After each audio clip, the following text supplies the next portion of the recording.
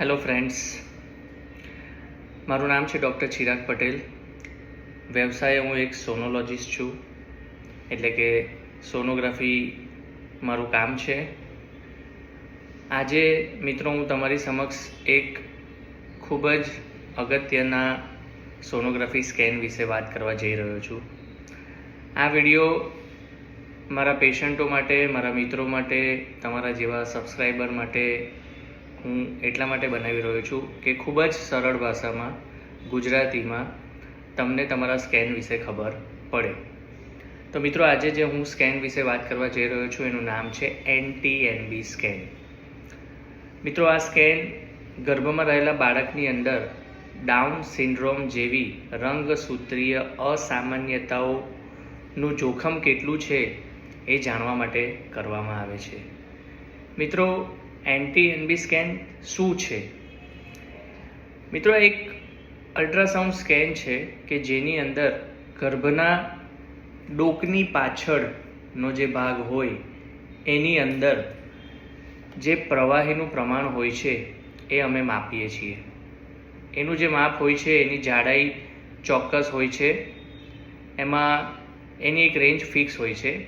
જો રેન્જથી વધારે એટલે કે પ્રવાહીનું પ્રમાણ નોર્મલથી વધુ હોય તો એ ઇન્ડિકેટ કરે છે, એ જણાવે છે સ્કેનની અંદર કે ડાઉન સિન્ડ્રોમ જેવી રંગસૂત્રીય અસામાન્યતાઓનું જોખમ ઘણું વધારે છે.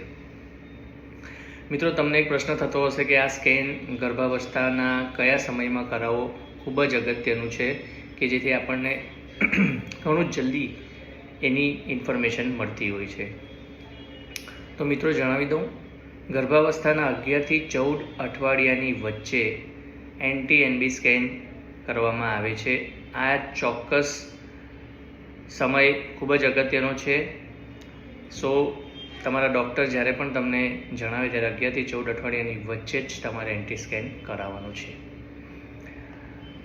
આગળ તમને જણાવ્યું એ સિવાય કે NT-NB સ્કેન શેના માટે કરાવવામાં આવે છે. એક તો આપણે ડાઉન સિન્ડ્રોમ જેવી અને અન્ય બીજી રંગસૂત્રીય અસામાન્યતાઓને જાણવા માટે કરતા હોઈએ છીએ. એ સિવાય ગર્ભના વિકાસનું મૂલ્યાંકન, જે ગર્ભ છે એનું વિકાસ કેવું છે એ જાણવા માટે કરતા હોઈએ છીએ. ગર્ભની ઉંમર કેટલી છે, એટલે કે ગર્ભને કેટલા વીક્સનું છે, એની ઉંમર કેટલી છે એ જાણવા માટે કરીએ છીએ. બીજું મિત્રો, તમને સવાલ થતો હશે કે NT-NB સ્કેન કેવી રીતે કરવામાં આવે છે. તો હું તમને જણાવી દઉં, એ એકદમ સરળ અને પીડા રહિત પ્રક્રિયા છે. અમે અલ્ટ્રાસાઉન્ડ મશીનનો ઉપયોગ કરીને NT-NB સ્કેન કરીએ છીએ.